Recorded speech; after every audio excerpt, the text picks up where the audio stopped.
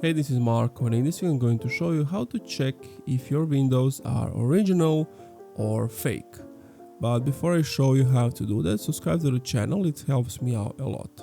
So what you want to do is go to your Windows screen. You can just tap on the Windows screen or go here, and you want to type in run.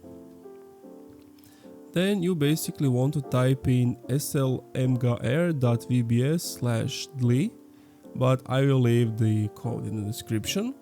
And then you just want to click OK, wait for it to load up, and it's going to tell you what you have. So as you can see, I have Professional Edition, the operating system retail channel, partial product key, and that it's licensed.